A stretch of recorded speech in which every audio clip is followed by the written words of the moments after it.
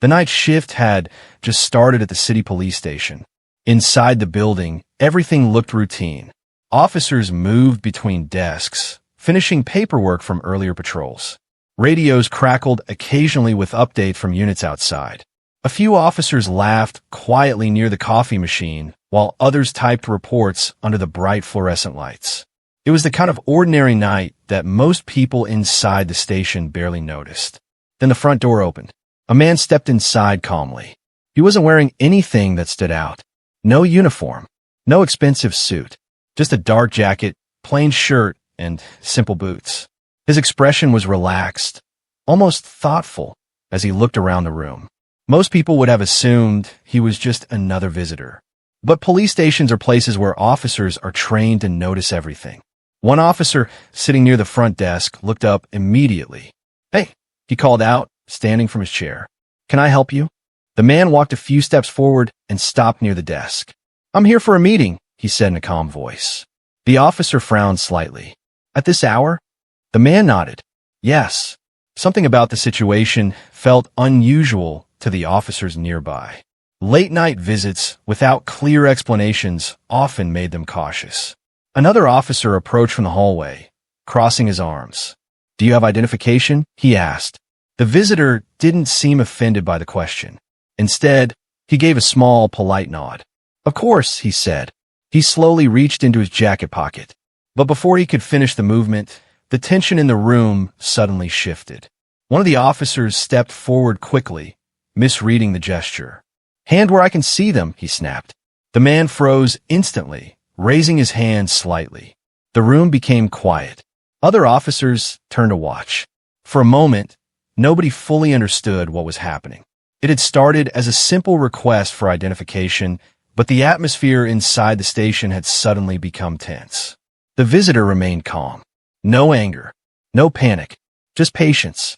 But what the officers didn't realize was that this quiet moment, this brief misunderstanding, was about to turn into something none of them expected. Because the man standing in front of them wasn't just another visitor. In this fictional story, the quiet stranger was inspired by public figure Jason Statham. And within minutes, the officers inside the station would realize they had made a mistake they would never forget. This is a fictional educational story inspired by public figures such as Jason Statham.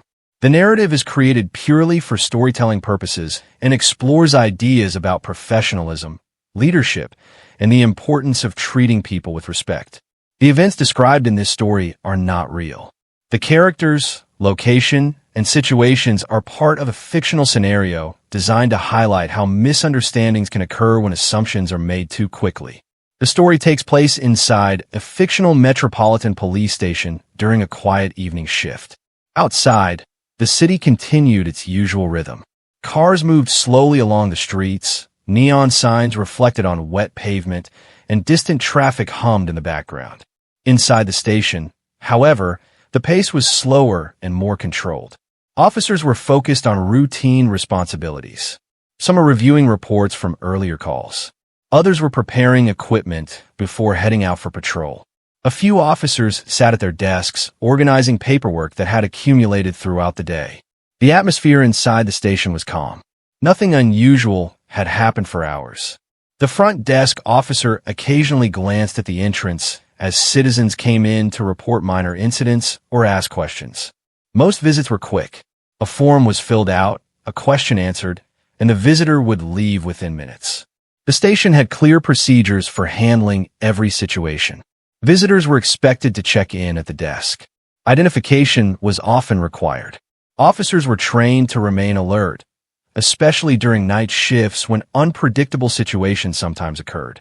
Because of this, staff members were careful when someone unfamiliar walked through the doors. Earlier that evening, the officers had been discussing routine matters. One group talked about a recent training session. Another officer joked about the long hours of paperwork that came with police work. Everything felt normal. Then the quiet visitor entered the building. The man who walked through the door appeared calm and confident, but he wasn't someone the officers immediately recognized. He wasn't wearing a uniform. He didn't introduce himself right away. To the officers, he simply looked like someone arriving unexpectedly late at night. Police training often teaches officers to pay attention to small details. Body language, tone of voice, and behavior can sometimes reveal more than words.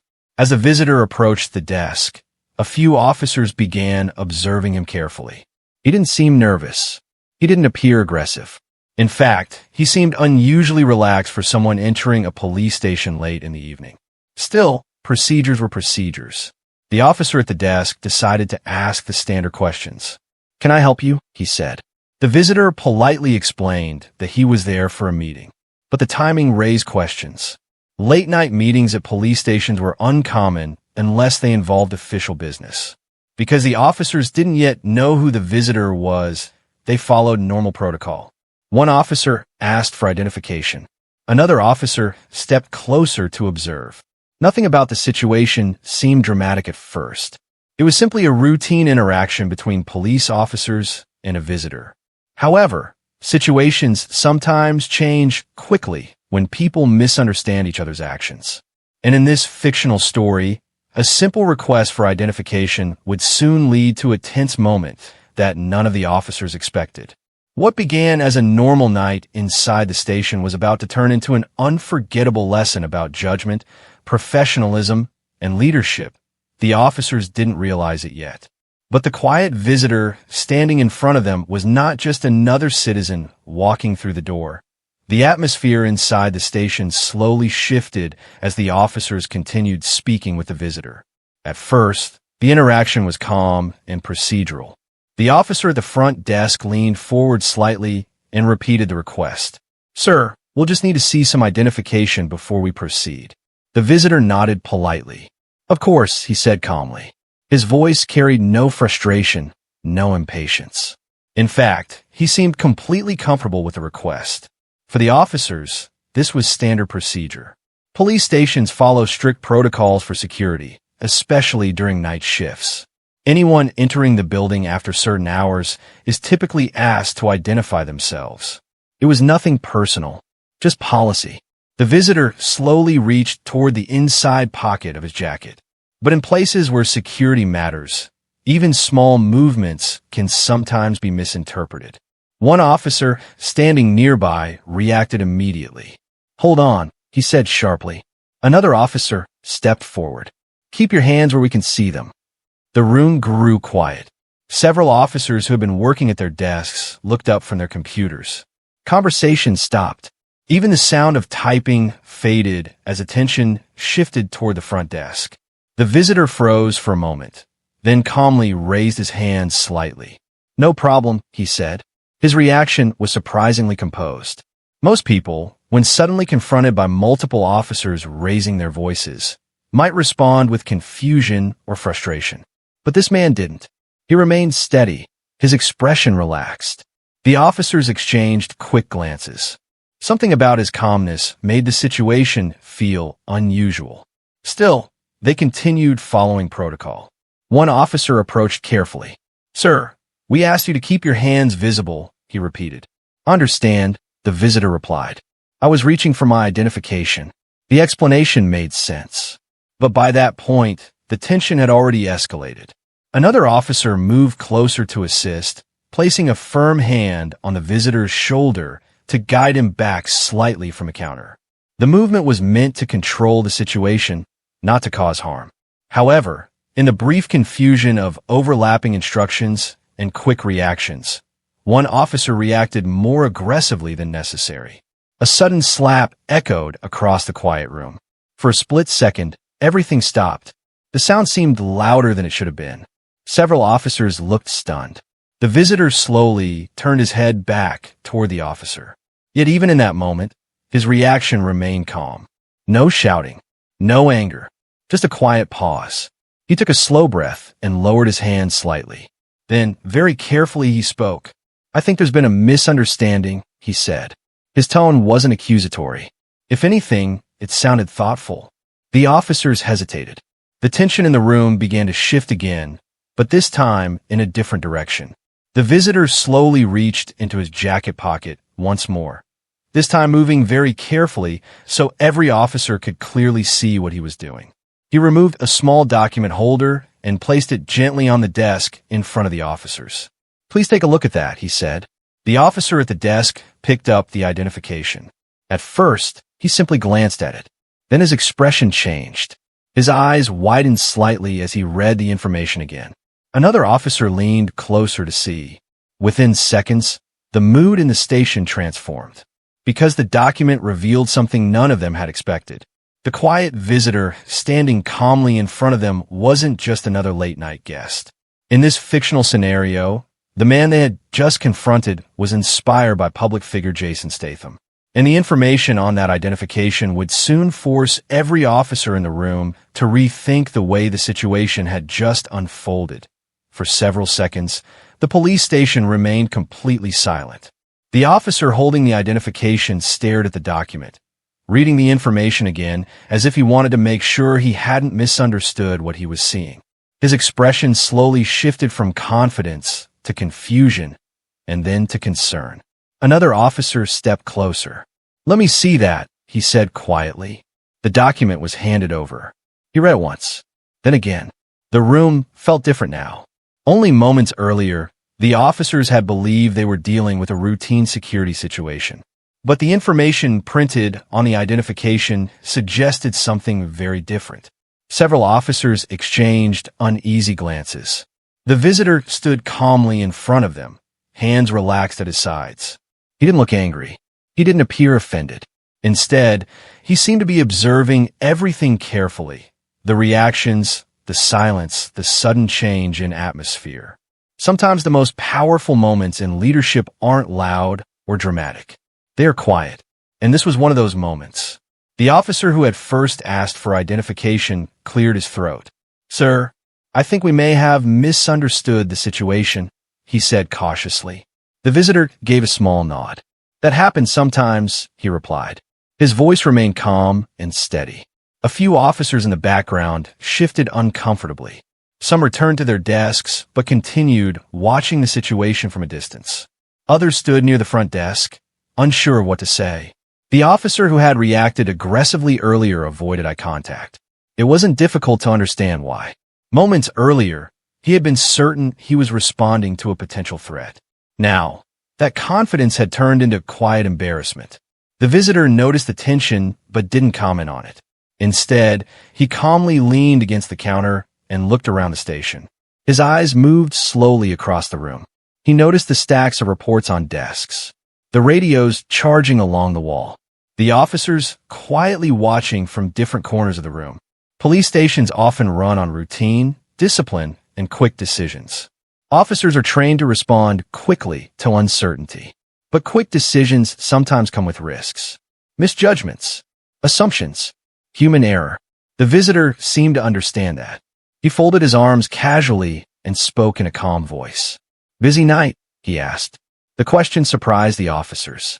After everything that had just happened, none of them expected casual conversation. One officer nodded slightly. "Pretty normal shift," he replied. The visitor smiled faintly. "Those are the best kind," he said. The atmosphere slowly began to relax, but the tension from earlier still lingered in the room.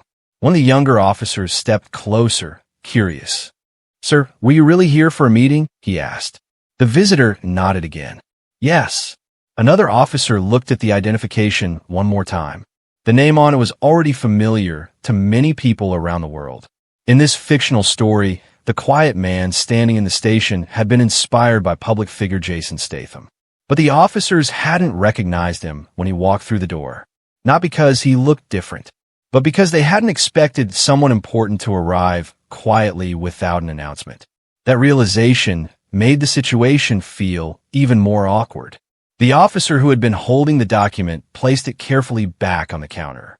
"I think the captain will want to know you're here," he said. The visitor nodded politely. "That would probably be a good idea." Another officer quickly stepped away to make the call. Meanwhile, the man remained standing calmly at the desk. He didn't lecture anyone. He didn't demand explanations. He simply observed. And in that quiet observation, the officers began to realize something important. Leadership isn't always about giving orders. Sometimes it's about watching how people behave when they believe no one important is watching.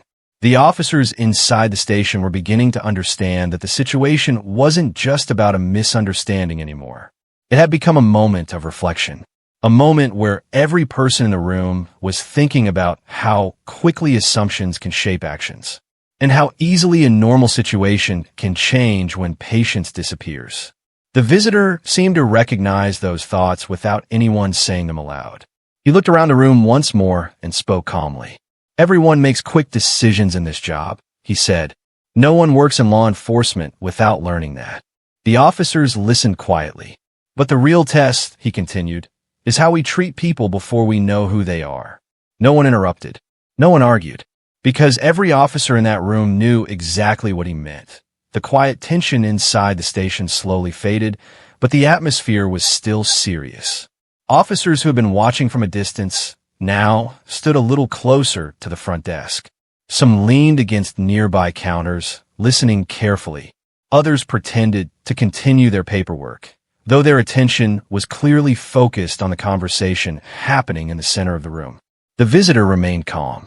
He stood comfortably near the desk, his posture relaxed, showing no signs of anger or resentment. If anything, he seemed more interested in observing the reactions of the officers than discussing what had just happened. A few minutes earlier, the situation had been tense and confusing. Now it felt like a quiet moment of reflection. The officer who had gone to notify the captain returned quickly. "He's on his way," he said to the others. Several officers nodded, but the visitor gently raised his hand. "That won't be necessary right away," he said. The officers looked at him with mild surprise. "I didn't come here to interrupt anyone's shift," he continued calmly. "And I certainly didn't come here to cause trouble." His voice carried a tone of reassurance that immediately eased some of the remaining tension in the room. The officer who had first spoken to him cleared his throat. "Sir, we'd like to apologize for what happened earlier." Another officer nodded. Yes, the situation escalated faster than it should have.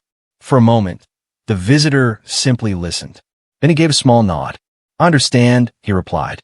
His answer surprised some of the officers. Most people would have reacted very differently in the same situation. Some might have been angry. Others might have demanded immediate disciplinary action. But the visitor seemed to see the situation from a broader perspective. "Police work requires quick judgment," he said calmly. "And quick judgment sometimes leads to mistakes." The officers listened carefully. None of them tried to interrupt. The visitor continued speaking, not as someone criticizing them, but as someone explaining something important. "In high-pressure environments," he said, "people rely on instincts. Training, experience, and procedure guide those instincts." He gestured slightly toward the desks and equipment around the room. "You deal with uncertainty every day." Several officers nodded quietly. That was true. Every call, every report, every late-night encounter carried unknown variables. But the visitor wasn't finished. "The challenge," he said, "is remembering that not every unexpected situation is a threat." The words weren't harsh. They were thoughtful. The officers understood exactly what he meant.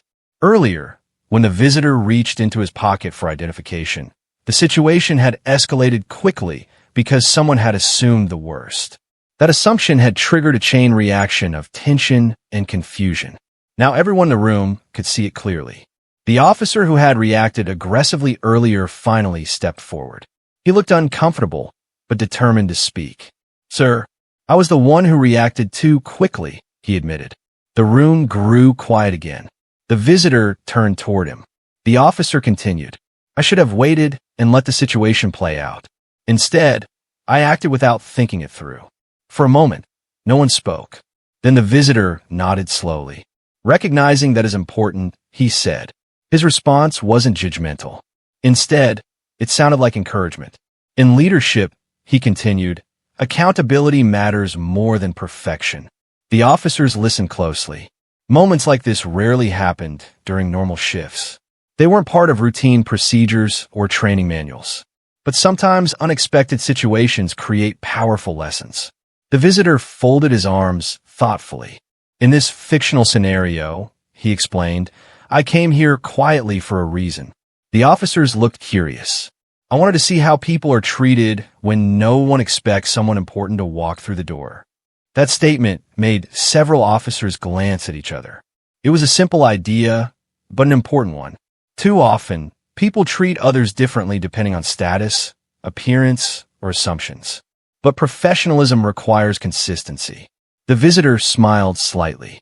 Inspired by public figures like Jason Statham, stories like this remind us that leadership is often revealed in ordinary moments.